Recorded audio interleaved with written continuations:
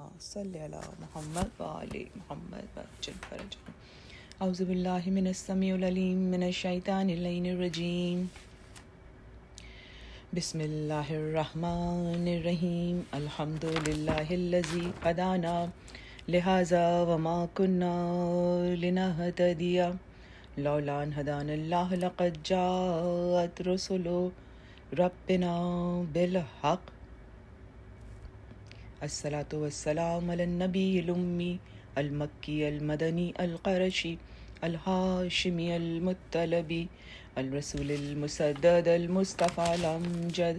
المحمود الاحمد ابو القاسم محمد صلوات اللہ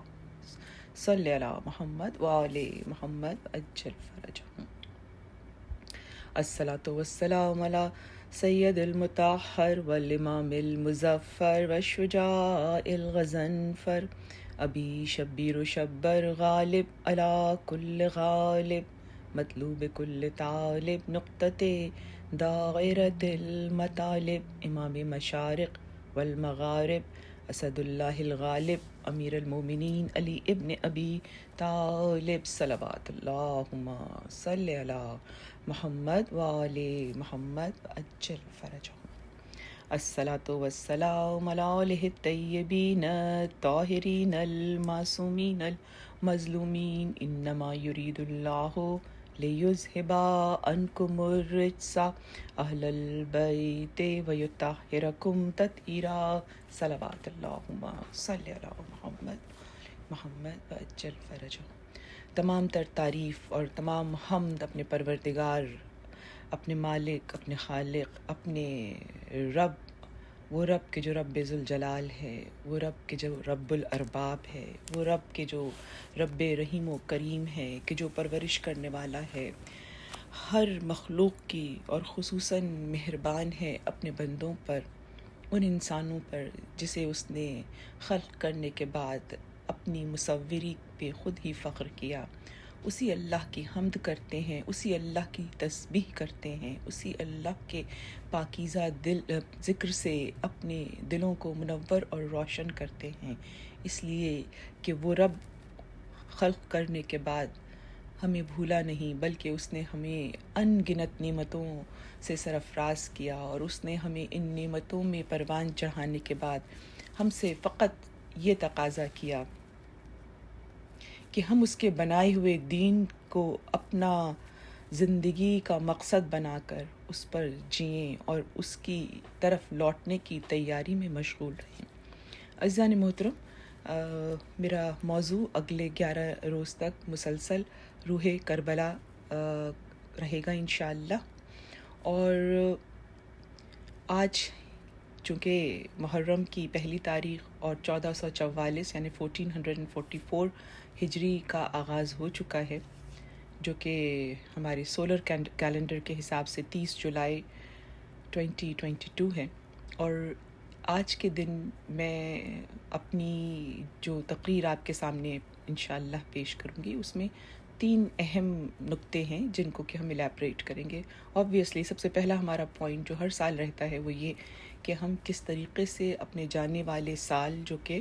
1443 ہجرہ تمام ہو گیا کل، اس پہ غور و فکر کر کے اور اپنے اچھے کاموں کو اللہ کی بارگاہ میں پیش کرتے ہوئے اس سے یہ سوال کریں کہ پروردگار تو ہمارے ان نیک اعمال کو ہماری اپنی ہی خطاؤں کی وجہ سے ضائع ہونے سے محفوظ فرما دے، اور انہیں اپنے پاس اس طرح سے امانتاً رکھ لے کہ اس میں ہماری طرف سے کوئی کوتاہی اس تک نہ پہنچ سکے. اور پھر اپنی غلطیوں پر شرمسار ہونے کے ایام ہیں کہ ہم اپنے گزشتہ سال کے گناہوں پر شرمندہ ہو کر اور ان کو یاد کر کے اللہ کی بارگاہ میں مغفرت طلب کریں. اور پھر آج کے سال کی اہمیت کہ کیا ہے، آج کے سال کی اہمیت، آج کے دن کی اہمیت سال کے حوالے سے کیا ہے، اور ہمیں اس کا نئے سال کا آغاز کیسے کرنا چاہیے. ہمارا پہلا نقطہ ہمیشہ یہی ہوتا ہے. اور ہمارا پھر دوسرا پوائنٹ کہ یہ موضوع کیا ہے، اور انشاءاللہ اس موضوع کے جو اہم چیدہ پہلو ہیں جو انشاءاللہ 11 روز تک مسلسل آپ کے سامنے ہم موضوع سخن رکھیں گے، اس میں ہم کن کن چیزوں کے اوپر گفتگو کریں گے تاکہ آپ کو ایک اوور ویو مل جائے اور آپ ذہنی طور پر میرے مضمون کے ساتھ چلنے میں تیار رہیں۔ اور پھر تیسرا پوائنٹ ہمارا یہ ہوگا کہ آج کے دن سے ہم کس طریقے سے اپنے نئے سال کے ریزولوشن کے لیے سنجیدگی سے غور کریں گے اور کس طریقے سے ہم اس ریزولوشن کو پرسنلائز کرنے کی کوشش کریں گے، اور یہ دیکھیں گے کہ اس میں ہمیں جذباتی طور کے اوپر چیزوں کو نہیں فوکس کرنا، بلکہ ہمیں اپنی پرسنالٹی اور اپنے جو ہمارے اعمال ہیں، جو اچھے اعمال ہیں اور جو برے اعمال ہیں، اور ہمیں خود اپنی خوبیاں بھی معلوم ہیں اور ہمیں خود اپنی خامیاں بھی معلوم ہیں، تو ان سب کو مد نظر رکھتے ہوئے ہم کیسے ایک پرسنلائزڈ ریزولوشن کرافٹ کریں گے، ایک ایجنڈا ڈیزائن کریں گے، اور اس کو ہم امام حسین علیہ السلام کی محبت میں کرافٹ کریں گے، اس لیے کہ یہ بات طے شدہ ہے کہ روز قیامت شفاعت امام حسین سے ملنی ہے اور ہمیں ان تک ہی پہنچنا ہے۔ اور سال ہجری کا آغاز اور امام حسین کا غم، یہ دو ایسی چیزیں ہیں جو میں نے اور آپ نے نہیں بنائی ہیں، بلکہ یہ اللہ تعالیٰ نے اپنی حکمت سے رکھی ہیں، اور اس حکمت میں ہم سب کے لیے بہت زیادہ نشاندہی ہے، بہت زیادہ نشانیاں ہیں، اور ان نشانیوں کی طرف اللہ تعالیٰ ہمیں اپنی کتاب میں بار بار متوجہ کر رہا ہے۔ تو ہم آج سے اپنی اس ڈرل کا بھی آغاز کریں گے۔ تو چلیے ہم اپنی گفتگو شروع کرتے ہیں۔ سب سے پہلے تو یہ کہ یہ جو سال کا آغاز ہے، آج پہلا دن ہے، اور اس میں ہم دیکھتے ہیں کہ سنت نبی کیا ہے، اور سنت نبی ہمارے پاس بہت بہترین طریقے سے مفاتی سے ہمیں مل جاتی ہے، جہاں پر ہم رسول اللہ صلی اللہ علیہ وآلہ وسلم کا طریقہ کار دیکھتے ہیں کہ کس طریقے سے آپ جب یہ ماہ مبارک شروع ہوتا تھا، ماہ محرم، تو آپ اللہ کی بارگاہ میں 2 رکعت نماز ادا فرماتے تھے، جو کہ بالکل سمپل جیسے کہ آپ نافلہ پڑھتے ہیں اسی طرح سے پڑھی جاتی تھی، اور یہ روایت ہمیں امام علی الرضا علیہ السلام سے ملتی ہے۔ آپ فرماتے ہیں کہ میرے جد پہلی تاریخ کو 2 رکعت نماز ادا کرتے تھے، اور اس کے بعد اپنے ہاتھوں کو آسمان کی طرف بلند کرتے تھے، اور اس کے بعد ایک دعا کو 3 دفعہ دہراتے تھے۔ میں آپ کے سامنے صرف ایک بار ہی پڑھوں گی، آپ اسے مفاتی میں تلاش کر کے اور دیگر جو ہمارے پاس ڈیفرنٹ سورسز ہیں جہاں پہ یہ دعا درج ہوگی اس کو پڑھ سکتے ہیں۔ بسم اللہ الرحمن الرحیم۔ اے اللہ، تو ہمیشہ سے ہے، اور یہ نیا سال جو اب آیا ہے، بس اس سال کے دوران میں شیطان سے بچاؤ کا سوال کرتا ہوں، اس نفس پر غلبے کا سوال کرتا ہوں جو ہر برائی پر آمادہ کرتا ہے، اور یہ کہ مجھے ان کاموں میں لگا جو تیرے نزدیک مجھے کر دیں۔ اے مہربان، اے جلالت والے اور بزرگی کے مالک، اے بے سہاروں کے سہارے، اے تہی دست لوگوں کے خزانے، اے بے کس لوگوں کے نگہبان، اے بے بس لوگوں کے فریاد رس، اے بے حیثیتوں کی حیثیت، اے بے خزانہ لوگوں کے خزانے، اے بہتر آزمائش کرنے والے، اے سب سے بڑی امید، اے کمزوروں کی عزت، اے ڈوبتوں کو تیرانے والے، اے مرتوں کو بچانے والے، اے نعمت والے، اے جلال والے، اے فضل والے، اے احسان والے۔ تو وہ ہے جس کو سجدہ کرتے ہیں رات کے اندھیرے، دن کے اجالے، چاند کی چاندنیاں، سورج کی کرنیں، پانی کی روانیاں، درختوں کی سرسراہٹیں۔ اے اللہ، تیرا کوئی ساجھی نہیں۔ اے اللہ، ہمیں بنا جیسا لوگ ہم کو اچھا سمجھتے ہیں، ہمارے وہ گناہ بخش جن کو وہ نہیں جانتے، اور جو کچھ وہ ہمارے بارے میں کہتے ہیں اس پر ہماری گرفت نہ کرنا۔ یقیناً اللہ کافی ہے، نہیں کوئی معبود سوائے اس کے، میں اسی پر بھروسہ کرتا ہوں، اور وہ عرش عظیم کا پروردگار ہے۔ ہمارا ایمان ہے کہ سب کچھ ہمارے رب کی طرف سے ہے، اور صاحبان عقل کے سوا کوئی نصیحت نہیں پکڑتا۔ اے ہمارے رب، ہمارے دلوں کو ٹیڑھا نہ ہونے دے جبکہ ہمیں ہدایت دے دی ہے، اور ہمیں اپنی طرف سے رحمت عطا کر، بے شک تو بہت زیادہ رحمت عطا کرنے والا ہے۔ اللہم صلی علی محمد وآل محمد وعجل فرجہم۔ یہ مفاتیح سے دعا کوٹ کی گئی تھی، اسے آپ مزید پڑھ سکتی ہیں۔ اس کے علاوہ جو اعمال ہیں پہلی کے، وہ اس میں آپ کے علم میں ہے کہ آج کے دن روزہ رکھنے کی بہت فضیلت ہے، اس لیے کہ امام رضا ارشاد فرماتے ہیں کہ آج کے ہی دن حضرت زکریا پیغمبر کی دعا قبول ہوئی تھی اور ان کی اولاد کے حق میں، لہٰذا آج کے دن اولاد کے لیے خصوصیت سے دعا کیجیے گا۔ اور اگر آج روزہ نہیں رکھ سکی ہیں اور روزہ رکھنے کی ہمت ہے آپ کے اندر، تو پہلے 3 دن کا روزہ بہت زیادہ فضیلت رکھتا ہے ماہ محرم کی، اور پہلے 9 دن کا روزہ بھی بہت زیادہ تاکید ہے۔ تو جو رکھ سکتے ہیں خدا ان کو توفیق دے کہ وہ رکھ پائیں روزے پہلے 9 دن کے، لیکن 10ویں تاریخ کا روزہ ہماری فقہ میں حرام ہے، اس سے گریز کیجیے گا، اس دن صرف فاقہ کیا جاتا ہے۔ یہ سارے روزے نہیں رکھے جا سکیں تو 3 تاریخ کا روزہ بہرحال بہت تاکید ہے، اور اس کی بھی روایت 8ویں امام سے ملتی ہے، اور آپ فرماتے ہیں کہ اس دن مصیبتیں دور ہوئی تھیں، لہٰذا اپنی بہت شدید جو مشکلات ہیں ان کی آسانی کے لیے 3 محرم کو روزہ رکھنا چاہیے۔ اچھا، اس کے علاوہ جو دیگر اعمال ہیں وہ آپ کے ذہن میں ہیں، اور اس کے لیے آپ کو مختلف ہدایتیں واٹس ایپ وغیرہ پہ نظر آتی رہتی ہیں، جس کے اندر آپ کے لیے روزانہ سورہ توحید کی ایک تسبیح پڑھنا، چاہے وہ آپ ایک نشست میں پڑھیں، چاہے آپ تھوڑے تھوڑے کر کے پڑھیں، ضروری نہیں ہے کہ آپ پوری ایک ہی بار پڑھ لیں، آپ ان کو 10 3 5 جیسے پڑھ سکتی ہیں پڑھتی رہیے، اور اپنے آقا، اپنے امام حسین عالی مقام اور ان کے ساتھیوں کو ہدیہ کرتی رہیے۔ درود پڑھیے محمد و آل محمد پہ، اللہم صلی علی محمد و آل محمد وعجل فرجہم۔ اچھا، اب ہم آ جاتے ہیں اس بات پر کہ یہ جو ہجری کیلنڈر ہے، یعنی کہ اس کی کیا اہمیت ہے۔ اصل میں یہ بات دہرانی اس لیے بہت ضروری ہو جاتی ہے کہ آپ میں سے زیادہ تر مائیں ہیں جو اپنے بچوں کی تربیت کر رہی ہیں، نوجوان نسل کی تربیت کر رہی ہیں، اور ان کو ان تمام تر آرگیومنٹس اور تمام تر لاجک سے آگاہ ہونا چاہیے، اور آپ گاہے بگاہے ان باتوں کو ریزن کے ساتھ، ان ریزنز کو ضرور اپنے بچوں کے ساتھ شیئر کیا کیجیے، خصوصاً جو نوجوان بچے ہیں، تاکہ انہیں یہ پتہ چلے کہ اب جو یہ دیکھیے، ایک تو ہجرت وہ ہوئی ہے جو میں نے اور آپ نے کی ہوئی ہے کہ ہم اپنا ترک وطن کر کے یہاں پر سیٹل ڈاؤن ہو گئے ہیں کسی بھی فارن کنٹری میں، اور دوسری ہجرت وہ ہے جو کہ ذہنی یا کلچر کے طور کے اوپر ہے، اور یہ کلچر والی جو ہجرت ہے یہ تو پوری دنیا میں ہو چکی ہے، اور گلوبلائزیشن کے نام پر جو کلچر پروموٹ کیا جا رہا ہے،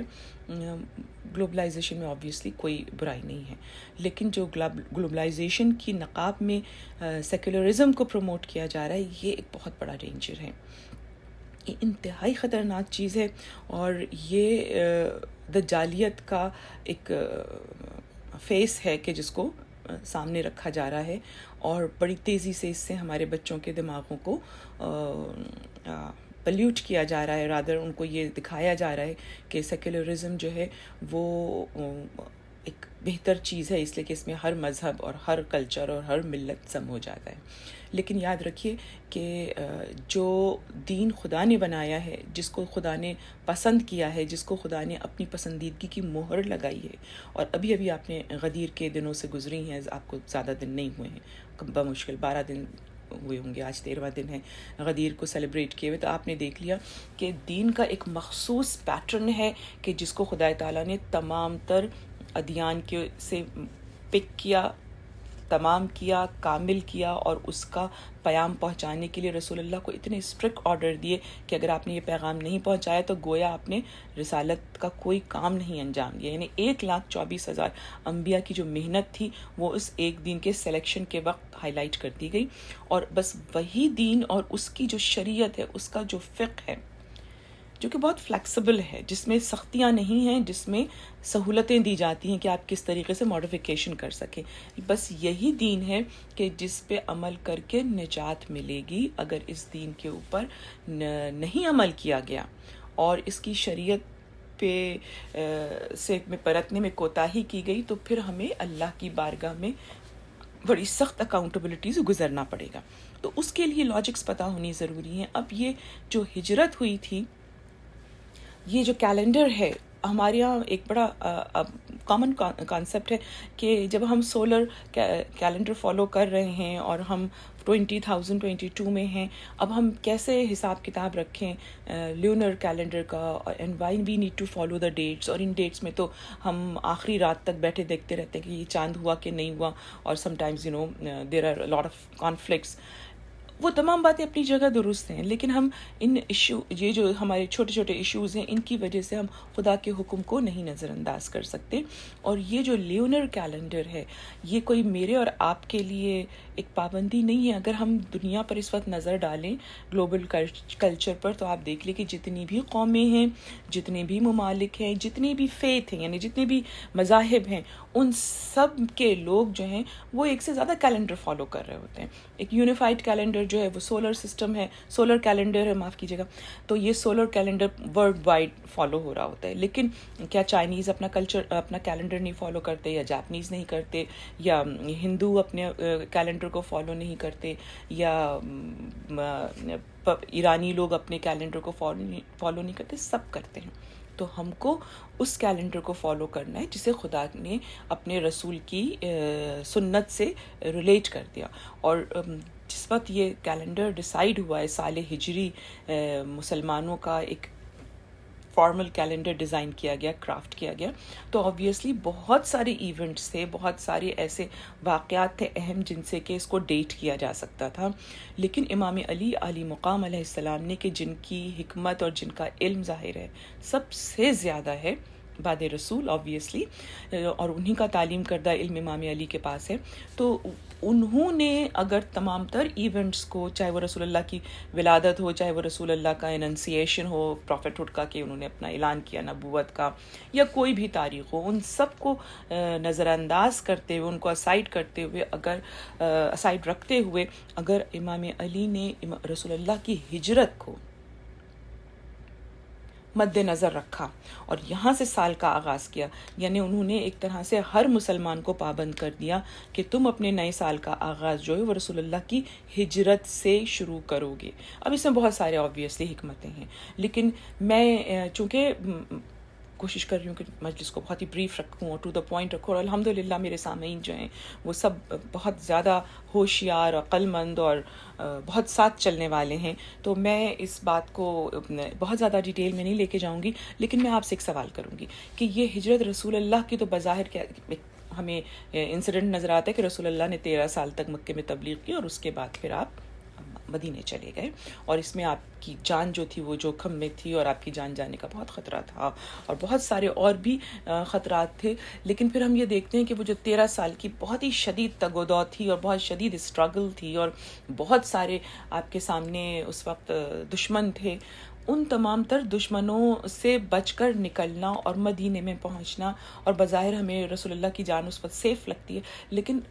تھوڑی دیر کے لیے تصور کیجئے گا کہ رسول اللہ نے جب یہ ایک شفٹ آئی ہے ان کی زندگی میں، اور اسلام کی زندگی میں ایک ٹرننگ پوائنٹ آیا ہے، اور آپ جب مکہ سے نکلے ہیں اور آپ مدینہ میں سیٹل ڈاؤن ہوئے، تو آپ کو اس وقت حکومت بھی ملی، آپ کو لیڈرشپ بھی ملی، اور آپ کے سامنے اس وقت بہت سارے محاذ کھل گئے تھے جن پر آپ سائملٹینیسلی لڑ رہے تھے. اور یہ جو ایک آپ کے سامنے سینیریو بنتا ہے نا، اس سینیریو میں اپنے آپ کو فٹ کر کے دیکھیے گا کہ یہ ہجرت میرے لیے ہر سال ایک ریمائنڈر بن کے آتی ہے، اور مجھ سے بھی کچھ تقاضا کرتی ہے. جس طرح رسول اللہ ایک سچویشن سے نکل کے دوسری سچویشن میں آ گئے، اور اس کے بعد بھی ان کی زندگی میں کوئی آرام نہیں آیا تھا، ان کی زندگی میں کوئی سکون نہیں آ گیا تھا، بلکہ وہ بیک وقت بہت سارے محاذوں کے اوپر لڑ رہے تھے اور کامیابی سے گزر رہے تھے. تو اسی طریقے سے اگر ہم دامان رسول کو تھام لیں اور ہم ان کی شریعت کے پابند بن جائیں، اور ہم اپنی ہجرت کے بارے میں غور کرنا شروع کریں کہ میں نے بھی ایک ہجرت کی ہے، اور میں نے جو یہ ہجرت کی ہے تو میں نے یہ صرف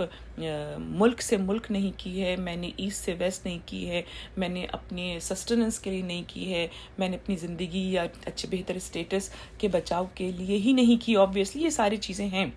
اور یہ بہت امپورٹنٹ ہے، لیکن اس سے زیادہ معنوی طور پہ، انٹرنلی طور کے اوپر یہ ہجرت مجھے اور کیسے اپنے اس کو مجھے پریشرائز، اس کو مجھے پریشس رکھنا ہے، اور کہ یہ جو میرے اوپر دنیا کے پریشرز ہیں، ان پریشرز کے بیچ میں مجھے اپنی فکر کا دامن نہیں چھوڑنا، اور مجھے اپنی ہجرت کو فردر انہینس کرنا ہے کہ میں ہر طرح کے شرک سے توحید کی طرف ہجرت کر سکوں۔ مجھے کہیں گی شرک میں کہاں کرتی ہوں، میں تو بچپن سے پیدا ہوتے ہی لا الہ الا اللہ کہتی ہوں۔ دیٹ از پرفیکٹلی فائن، یہ خدا کا کرم ہے کہ اس نے ہمیں ایک موحد ماں باپ کی گود میں پیدا کیا، لیکن یاد رکھیے ہر لمحہ شرک کا امکان رہتا ہے۔ ہم اپنی ذات کی پسند اور اپنی خود نمائی سے ہی نہیں نکل پاتے، اور یہ ایک بہت بڑی قسم ہے شرک کی۔ تو ہمیں شرک سے توحید کی طرف جانا ہے، ہمیں کفر سے اسلام کی طرف جانا ہے۔ اگین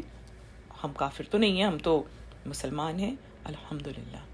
لیکن ہم جس وقت شریعت رسول کا انکار کرتے ہیں اور اس پر عمل نہیں کرتے تو ہم اس وقت ایک طرح سے کفر کر رہے ہوتے ہیں۔ تو ارشاد رسول پر عمل کرنا ہمیں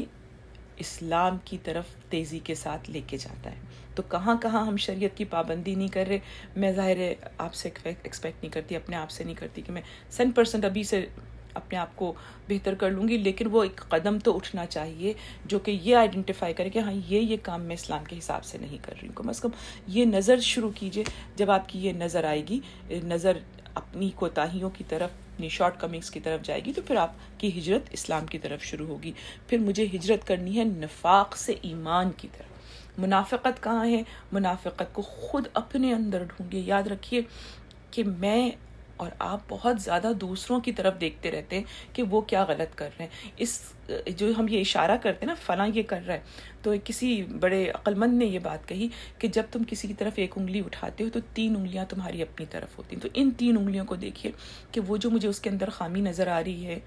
وہ میرے اندر کس حد تک ہے، اس کو دور کرنے کی کوشش کیجئے، تاکہ وہ جو 3 انگلیاں آپ کو اشارہ کر رہی ہیں وہ آپ کو نفع پہنچا سکے۔ ہمیں اپنے ایمان میں اضافے کے لیے کس طرح نفاق سے نکلنا ہے، ہمیں اپنی غفلت سے ہجرت کر کے معرفت تک آنا ہے۔ معرفت ایام ازاں میں بے حد ضروری ہے، اس لیے کہ ہماری جتنی بھی یہ ریچولز ہیں یہ ساری کی ساری ہمیں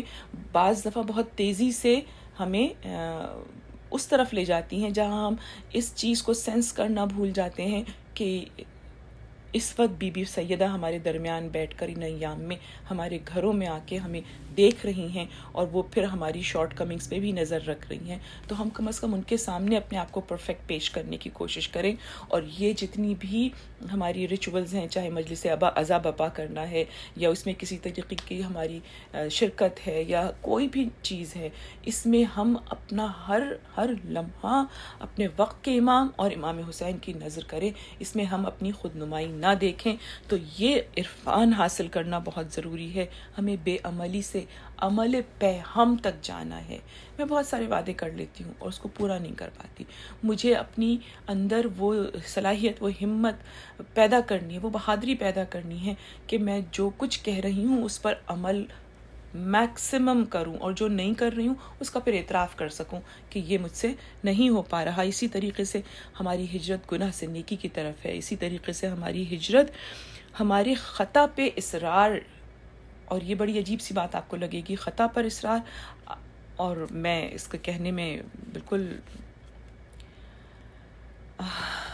ہیزیٹیٹ نہیں کروں گی، اس لیے کہ ہمارا اسٹائل، ہمارا ایٹیٹیوڈ یہی رہتا ہے کہ ہم اپنی برائیوں کو بھی نیکی بنا کر پیش کرتے ہیں، لیکن ہمیں دل میں پہلا قدم یہ اٹھانا ہوگا کہ جو کمی ہے، جو نالائقی ہے، جو شارٹ کمنگ ہے، اس کو ایکسیپٹ کیا جائے، تاکہ پھر اس کو موڈیفائی کیا جا سکے، اس پر افسوس کیا جا سکے۔ میں حجاب نہیں کرتی ہوں، مجھے بہت زیادہ اللہ سے استغفار کرنا چاہیے،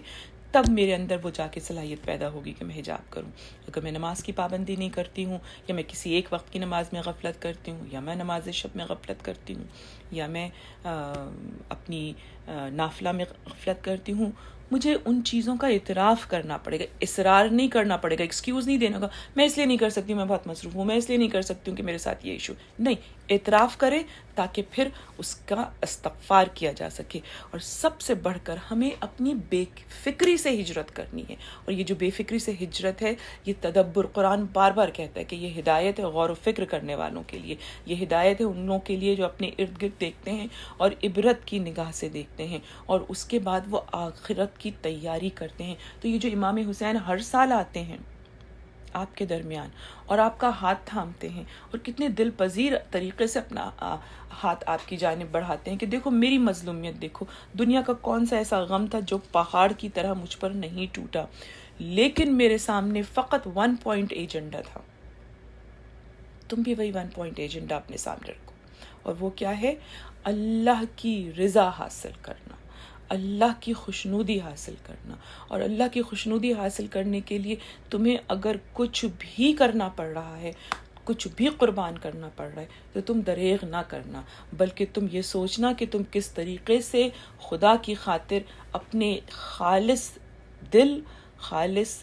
نیت اور خالص عمل کے ساتھ آگے بڑھ سکتے ہو. عزیزان محترم، یہی روح کربلا ہے، اور یہی میرا آج کا عنوان ہے، جو کہ انشاءاللہ تعالی اگلے 10 دن تک آپ کے سامنے، اب ظاہر 11 دن ہے لیکن آج کا دن تمام ہو رہا ہے ہماری گفتگو، کہ ان کے اوپر ہمیں غور کرنا. اور جب آپ غور کریں گی تو پھر آپ ایک بہت ہمارے یہاں اہم چیز ہے، جب ہماری سالگرہ آتی ہے تو ہم سالگرہ آنے سے پہلے ہی پلان کرنے لگتے ہیں. کئی ہفتے پہلے، کئی مہینے پہلے سے ہم سوچنے لگتے ہیں کہ اس ہمارا ریزولوشن یہ ہوگا کہ ہم اپنی لائف میں یہ چینجز لائیں گے، ہم اپنی زندگی میں یہ تبدیلی لائیں گے. اور پھر ہم اس تبدیلی کے لیے 2 چیزیں کرتے ہیں. پہلے تو ہم اپنے ارادے کو جب آئیڈینٹیفائی کر لیتے ہیں تو پھر ہم یہ سوچنا شروع کرتے ہیں کہ اس میں کرنے میں فائدہ کیا ہے اور کس طریقے سے میں اس کو کر پاؤں گی. ٹھیک ہے، یعنی آپ طریقہ کار سوچتی ہیں، اور پھر آپ کہیں لکھ لیتی ہیں. جیسے آج کل ہم لوگ کی بڑی ڈائریز بنی ہوئی ہوتی ہے نا. ایک ڈائری ہماری ہوتی ہے فوڈ ڈائری، جس میں ہم لکھتے ہیں ہم کھاتے کیا کیا ہیں، اور اس کے بعد پھر ہم اس کو جا کے ڈیپتھ میں دیکھتے ہیں کہ اچھا یہ میں نے آج اتنے % کارب لے لیا. وہ مائی فٹنس پال کو اپنے ذہن میں رکھیے کہ اس میں آپ کا پورا مائکرو نیوٹرینٹس اور میکرو نیوٹرینٹ ہر چیز کی تفصیل دی ہوئی ہوتی ہے، لیکن اس میں پہلے آپ اپنا گول ڈالتی ہیں کہ آپ کرنا کیا چاہتی ہیں. ٹھیک ہے نا. اس کے بعد پھر آپ اس کے اندر اپنی لائف اسٹائل ڈالتی ہیں کہ میں یہ کرتی ہوں. پھر اس کے بعد وہ آپ کو کچھ سجیسٹ کرتا ہے کہ آپ کو یہ کرنا چاہیے، اور یہ اتنا لیں، اور یہ اتنا لیں، اور اتنے گلاس پانی لازمی پئیں، اور اتنی گھنٹے سوئیں ضرور، اور اتنی اسٹیپس واک ضرور کریں. Right, this is very common now. Similarly آپ نے اپنی ایک ڈائری اٹھانی ہے اور اس میں آپ نے لکھنا ہے کہ میں کیا کر رہی ہوں. Again your strengths and your weaknesses. اور یہ لکھنے کے بعد آپ نے اپنی ویکنیسز کو ہائی لائٹ کر کے یہ سوچنا ہے کہ میں ان کو امپرووائز کیسے کر سکتی ہوں. تو پہلی چیز تو آپ نے یہ لکھ لی کہ آپ کیا کر رہی ہیں اور کہاں پہنچنا چاہ رہی ہوں. اور پھر جو تیسری بڑی اہم چیز آ جاتی ہے وہ آپ کی آ جاتی ہے کہ آپ ان میں ریسورسز کیا استعمال کریں گی. آپ ایکسرسائز کریں گی، آپ واک کریں گی، آپ کھانے میں کون سی ڈائٹ پسند کریں گی، آپ کیٹو پہ جائیں گی، آپ فلاں پہ جائیں گی، آپ فلاں پہ جائیں گی، آپ نے کتنے % کیا کریں. Exactly the same format. آپ نے یہ سوچنا ہے کہ آپ نے اس سال امپروو کیا کرنا ہے امام حسین کے قدموں کی برکت لیتے ہوئے. جب آپ امام حسین سے اپنے آپ کو ایسوسیٹ کر لیں گی اور آپ سوچیں گی کہ میں اپنی فلاں چیز کے اندر امپروومنٹ لانا چاہ رہی ہوں، میں اپنی نماز شب میں پنکچول ہونا چاہ رہی ہوں، میں اپنے جو مہینے کے میرے روزے ہیں، پہلی کا، 15 کا اور آخری کا روزہ یا 3 روزے، whatever you want to plan, میں اپنی قضائے عمری کو کس طرح سے ٹھیک کرنا چاہتی ہوں. ہو سکتا ہے میں ہفتے میں 4 دن نماز پڑھوں، ہو سکتا ہے میں روزانہ ایک دن کی نماز پڑھوں، ہو سکتا ہے میں نماز شب کی 8 رکعت میں نماز پڑھوں. Whatever you are planning. Resources لکھیے اور اس کے بعد طریقہ کار لکھیے کہ میں کیسے کروں گی. یہ خالی سوچ لینا کہ میں تو یہ کرنا چاہتی ہوں کبھی بھی نہیں ہوگا. ہر سال ہم یہ سوچتے ہیں اور بہت کم ہم کر پاتے ہیں. آپ نے یہ جو 10 دن آپ کو دیے ہیں نا، یہ فکر کے لیے ہیں، یہ تدبر کے لیے. اس میں حسینی بہت زیادہ سوچ رہے تھے. آپ یقین کریں جو امام حسین کے ساتھ لوگ اسٹک کر رہے تھے نا، جو شہادت کے درجے پہ پہنچے تھے یا جو اسارت کے درجے پہ پہنچے تھے، وہ سب کے سب بہت زیادہ کانٹمپلیٹ کر رہے تھے اور وہ مسلسل سوچ رہے تھے کہ یہ جو ہمارے آگے موت کھڑی ہوئی ہے، جب کسی کے سامنے موت کھڑی ہوئی ہوتی ہے نا، تو پھر آپ سمجھ لیں کہ اس کی جو ہے نا وہ کچھ سوچ ہی نہیں پاتا. اگر وہ دنیا دار ہے وہ ایک گھبراہٹ کا شکار ہو جاتا ہے. لیکن جس کے آنکھوں کے سامنے موت ایک ایسا دروازہ ہو جو کہ ٹرانزٹ کر رہا ہو، اس دنیا سے اس دنیا تک. پھر وہ بڑے اطمینان سے اپنے کاموں کو سمیٹ رہا ہوتا ہے، وائنڈ اپ کر رہا ہوتا ہے، اور خدا سے ملنے کی خوشی سے سرشار ہوتا ہے. تو یہ جو ہجرت امام حسین علیہ السلام کے ساتھ شروع ہوتی نا ہر سال، یہ ہمارے لیے ایک بہت زیادہ تھاٹفلنس لے کر آتی ہے، ہمیں عمل کی طرف کھینچ رہی ہوتی ہے، ہمیں حسینی بنانے کا، ہمیں حسینی کلچر میں ڈالنے، ہمیں حسینی رنگ میں رنگنے کے لیے آتی ہے. اس اپرچونٹی سے پورا فائدہ اٹھائیے گا. اور اب آپ کے سامنے میرا موضوع بالکل واضح ہو چکا ہے کہ میرا موضوع روح کربلا، در حقیقت کربلا کا انالیسز ہے، وہ انالیسز جو میں اور آپ اپنی پرسنالٹی کے ریلیونس میں کریں گے. اس لیے کہ ہمیں نہ تاریخ کہ کہانی سننی ہے، نہ ہمیں ایک ریچول اسٹیٹس کو مینٹین کرنا ہے، ہمیں اسٹیٹس کو مینٹین کرنے کے لیے پورا سال ملا ہوا ہوتا ہے. یہ جو 50 دن آتے ہیں نا، یاد رکھیے آپ چہلم کو پوری شدت کے ساتھ سیلیبریٹ کرتی ہیں، اور چہلم پہ جو اتنی ریگرس ایکسرسائز آپ سے کروائی جاتی ہے نا کہ وہ 80 کلومیٹر واک کروایا جا رہا ہے، جو کہ کر سکے خدا سب کو توفیق دے. کیوں کروایا جا رہا ہے؟ اٹ از جسٹ اے فٹیک، ایک بڑی سخت چیلنجنگ محنت ہے. پھر بھی لوگ دیوانہ وار جا رہے ہوتے ہیں. کیوں جا رہے ہوتے ہیں؟ اس لیے کہ وہ امام حسین کی خاطر وہ صعوبت، وہ چیلنج، وہ فزیکل اور وہ انٹرنل جو مینٹل ایک کیپیسٹی بلڈنگ ہوتی ہے، اس ریگرس ایکسرسائز سے گزرنا چاہ رہے ہوتے ہیں کہ وہ اپنے آپ کو یا لیتنی کنتو معہم ففوزا فوزن عظیمہ کی خواہش کے لینس کے نیچے لا سکے. یہ میری اور آپ کی شدید ترین آرزو ہے. انشاءاللہ آج سے زیارت عاشورہ کا ترجمہ پابندی سے پڑھنا شروع کیجیے گا. اگر آپ نے یہ اپنا ایجنڈا آج سے لے کر چہلم تک کرافٹ کر لیا، اور آپ نے ہر وہ کام کرنے کی کوشش کی جو امام حسین علیہ السلام پسند کر رہے تھے، جو امام حسین علیہ السلام خود کر رہے تھے، جو امام حسین علیہ السلام کے سامنے ان کے اصحاب، ان کے اہل بیت کر رہے تھے، اور امام اس پہ فخر کر رہے تھے، اور آج تک ان کو سلام بھیجا جا رہا ہوتا ہے. جب حسین پہ سلام جاتا ہے تب ان کے اصحاب پہ، تب ان کے اہل بیت پہ سلام بھیجا جاتا ہے. اس لیے کہ یہ ایک دنیا کی یونیک ترین فوج تھی، جیسی فوج آج تک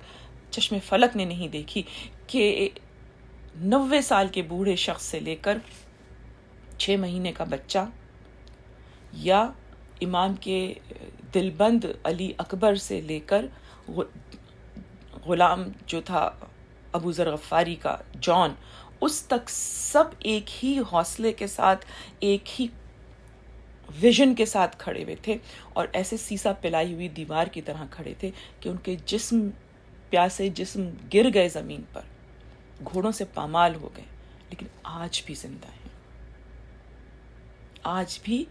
وہ جسم اسی طرح تر و تازہ ہوں گے. آپ اگر قبر کھول کے دیکھنا چاہیں، بہت ساری مثالیں ہمارے پاس موجود ہیں کہ کس طرح سے شہدائے کربلا کی جس وقت قبر کھولی گئی ہے تو ان کے جسم اسی طرح تر و تازہ تھے، اس لیے کہ انہوں نے موت کو شکست دے دی تھی. اور آپ کی آرزو کیا ہے؟ آپ ان کے ساتھ شریک ہونا چاہتی ہیں، آپ ان کے ساتھ حق شفاعت حاصل کرنا چاہتی ہیں، آپ روز قیامت اس جگہ پہنچنا چاہتی ہیں، اس سٹینڈرڈ پر جہاں کے امام حسین کے ساتھی موجود ہوں گے. میں آپ کے ذہنوں کو جھنجھوڑنا چاہ رہی ہوں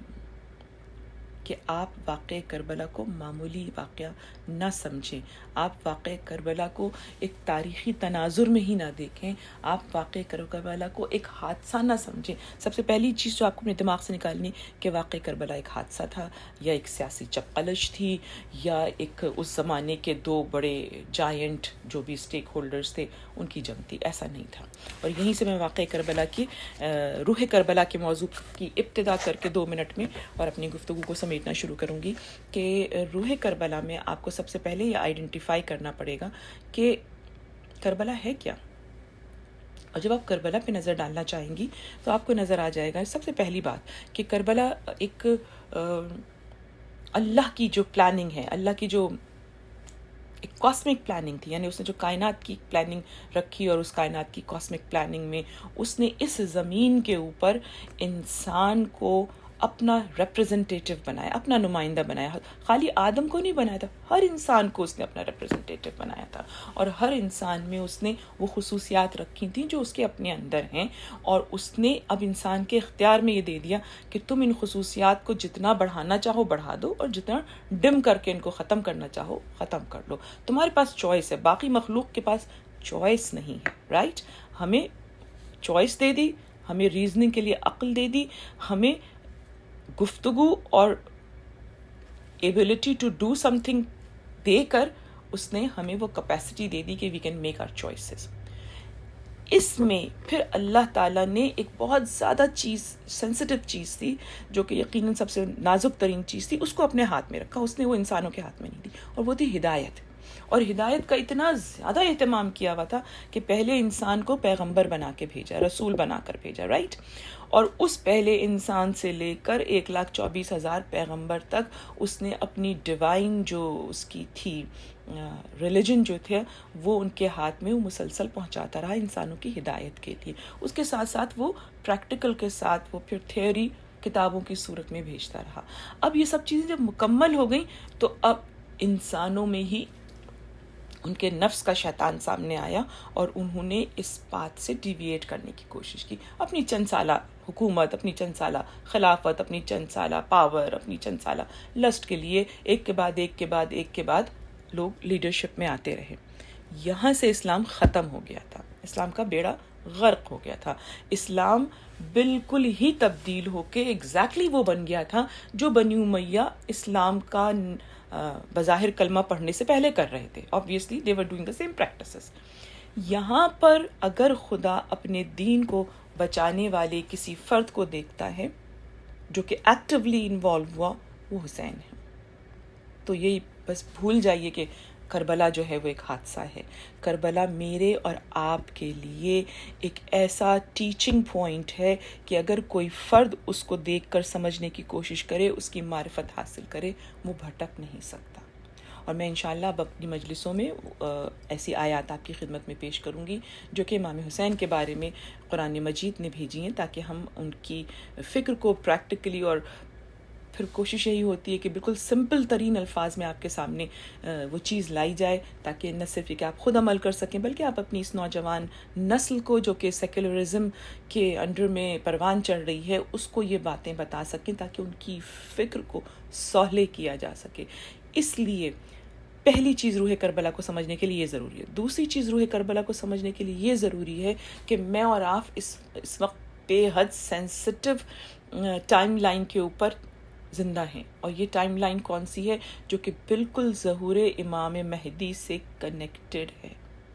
اور اگر اس کو نہیں سمجھا، اس کی سینسٹیوٹی کو، اور اس کے حساب سے ایکٹ نہیں کیا، اور اس میں ایک دوسرے کی مدد نہیں کی، تو یقین جانیے بہت بڑا لاس ہوگا اور خدا ہم سے سوال کرے گا. اس وقت ہمارے سامنے دجالیت جس طریقے سے انفولڈ ہو چکی ہے اور ہم ابھی تک اس کو نہیں سمجھ پا رہے. اگر ہم کربلا کو مضبوطی سے سام لیں گے، اگر ہم روح کربلا کو سمجھ لیں گے اور اس روح کربلا میں اپنا رول دیکھ لیں گے، تو یقیناً میں سمجھتی ہوں وقت کے امام خود ہماری رہنمائی فرمائیں گے، ہماری مدد فرمائیں گے. عزیزان محترم، روح کربلا کے 4 اسٹیک ہولڈرز ہیں. کل تفصیل سے ڈیفائن کروں گی، آج صرف آپ کی ذہنوں میں پوائنٹرز چھوڑ کے جا رہی ہوں. روح کربلا میں سب سے پہلا رول جو آتا ہے وہ باطل کا آتا ہے، جو یزید کی صورت میں تھا. اور یہ کیریکٹرز ہیں، یہ نام نہیں ہیں، یہ اس وقت کے لوگ نہیں ہیں، یہ وہ لوگ ہیں جو کل بھی تھے، رسول کے سامنے بھی تھے، ہر نبی کے سامنے تھے، امام علی کے بھی سامنے تھے، امام حسن کے بھی سامنے تھے، اور امام حسین کے سامنے آ کر ان کے نام اس طریقے سے مشخص ہو گئے ہیں کہ ان کو زیارت عاشورہ میں نام کے ساتھ ان پر لان کی گئی ہے. تو ان کی کیریکٹرسٹکس سمجھنے کی ضرورت ہے. تو پہلا اسٹیک ہولڈر ہمیں یزید اور اس کے سپورٹرز کا نظر آتا ہے. دوسرا اسٹیک ہولڈر ہمیں اس میں خود اسلام نظر آتا ہے. تیسرا اسٹیک ہولڈر ہمیں اسلام بچانے والا یعنی امام حسین کے بقول رسول کا گھرانہ، جس کو کس وقت امام حسین علیہ السلام ہیڈ کر رہے تھے، وہ نظر آتا ہے. اور جو چوتھا اسٹیک ہولڈر ہے وہ میں اور آپ ہیں. اور میں اور آپ کیسے امام کے چاہنے والے، امام کو استغاثے کے ذریعے آواز دینے والے بنتے ہیں، اور کیسے ایک لمحے میں وہ کوفی بن جاتے ہیں جن کے سامنے سب کچھ ہوتا رہا، مسلم تنہا لڑتے رہے، کوئی نکل کر نہیں آیا. مسلم کی جنگ ایک لمحے کی جنگ نہیں تھی، مسلم کی جنگ گھنٹوں پر محیط تھی، کوئی نکل کر نہیں آیا. اور وہی کوفی 30,000 کا لشکر بنا کر پھر حسین کے سامنے کھڑے ہو جاتے ہیں. یہ وہ لمحہ ہے جس کو آپ نے سمجھنا ہے روح کربلا کے ذریعے، اور اس کے ذریعے اپنی اور اپنی اولادوں کی فکر کی اصلاح کرنی ہے، تاکہ جب امام وقت کا ظہور ہو تو ہم حبیب ابن مظاہر جیسے بن سکیں، ہم زہر قین جیسے بن سکیں، ہم وہ شیعہ نہ بنیں کہ جو اس وقت خاموش رہے اور بعد میں پچھتاتے رہے، اس لیے کہ میرے اور آپ کے پاس پچھتانے کا آپشن نہیں ہوگا۔ موضوع کو یہیں روکتی ہوں، انشاءاللہ کل گفتگو شروع کروں گی۔ آج کا پرسہ مجھے اپنی بی اپنی شہزادی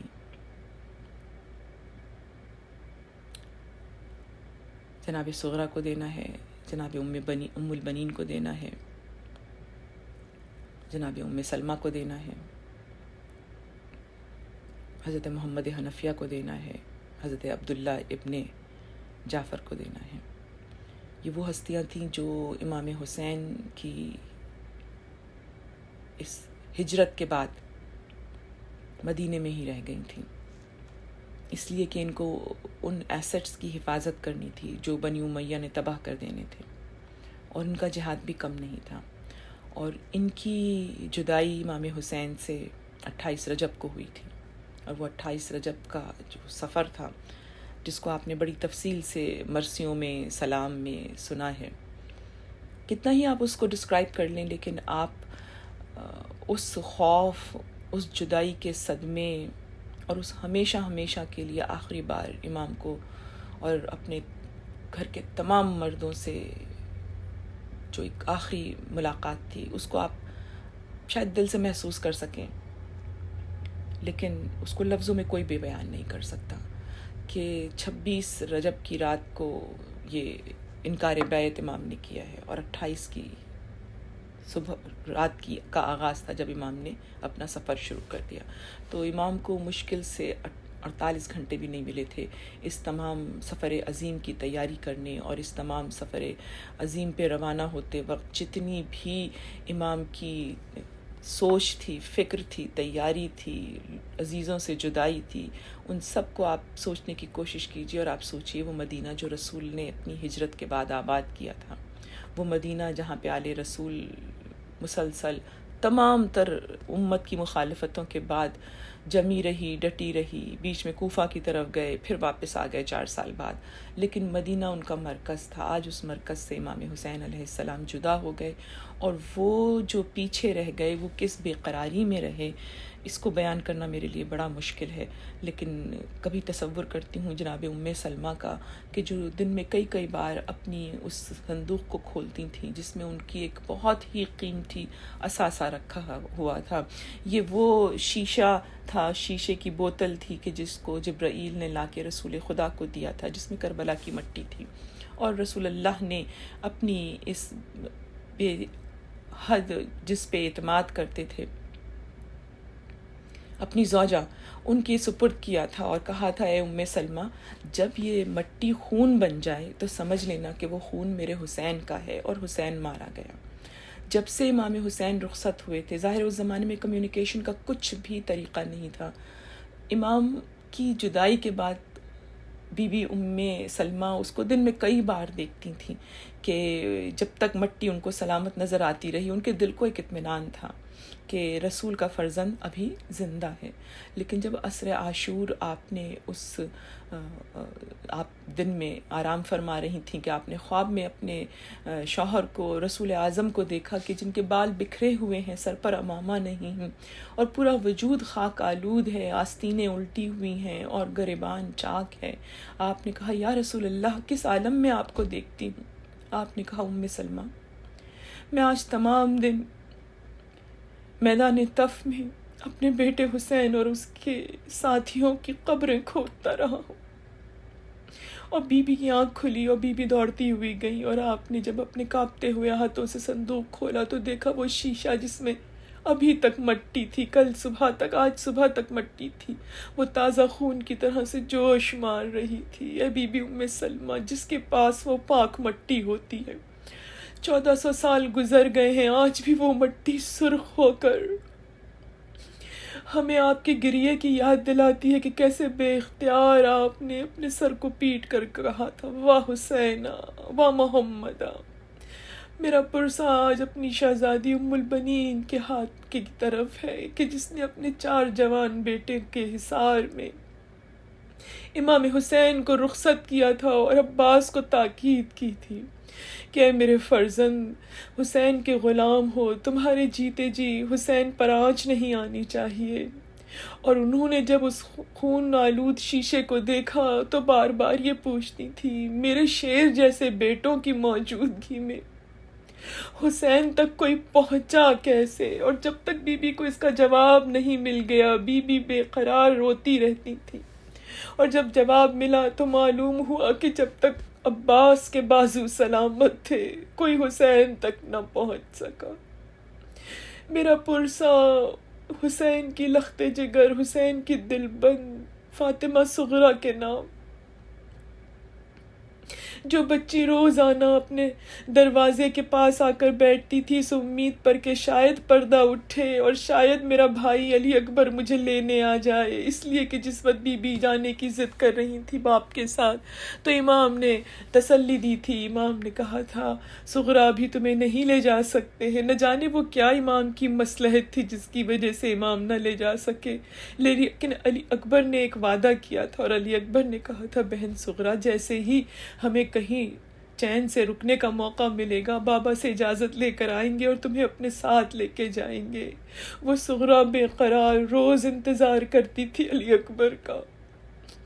اور آج جب نانی سے خبر سنی کہ حسین مارے گئے، نہ جانے اس بچی کے دل پہ کیا قیامتیں ٹوٹتی تھیں اور کیسے وہ مایوس ہوئی ہوگی اپنے باپ اپنے بھائی کے آنے کی فکر سے۔ اے میری بی بی فاطمہ، بس ایام عزا شروع ہو گئے، گھر گھر فرش عزا بچھا ہے، گھر گھر آپ کے لال کا ماتم ہے بی بی۔ ہم چاہے مجلس میں جائیں یا گھر پہ بیٹھے ہوں، ہمارے دل عزا خانے بن چکے ہیں، ہمارے دل میں سوائے غم حسین کے اور کوئی غم نہیں ہے بی بی۔ آپ کو آپ کے بیٹے کا، آپ کو آپ کے پورے بھرے گھر کا پرسہ دیتے ہیں بی بی۔ ہم جانتے ہیں کہ آپ نے اپنی قبر چھوڑ دی اور آپ جہاں جہاں جس جس منزل پہ حسین ہیں ان کے ساتھ ساتھ چلتی ہیں۔ جب 2 محرم کو یہ قافلہ کربلا میں ٹھہرا ہے اور خیام لگنے کا وقت آیا تو بی بی زینب نے ایک بار امام حسین کو بلا کے کہا، اے بھیا حسین،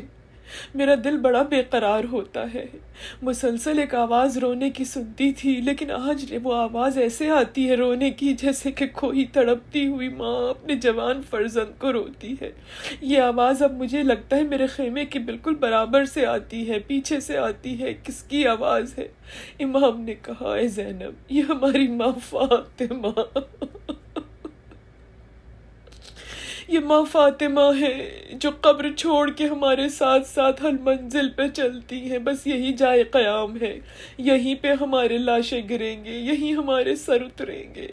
اے فاطمہ کی بیٹی، پہچانو یہ تمہاری ماں کی گریہ کی آواز ہے۔ اے بی بی، آپ کو واسطہ دیتے ہیں آپ کے دل بند حسین کا، ہمارے گناہوں کی بخشش بی بی کرا دیجیے گا، ہماری عزاداری کو قبول فرما لیجیے گا بی بی، ہمیں فکر حسین سے ہم آہنگ کر دیجیے گا بی بی، ہمیں روح کربلا کو سمجھنے کی سعادت عطا فرمائیے گا، یہاں تک کہ ہم آپ کے آخری فرزند منتقم خون حسین امام مہدی کے قدموں تک ایمان کی سلامتی تک پہنچ سکیں۔ الا لعنت اللہ علی قوم الظالمین، ماتم حسین۔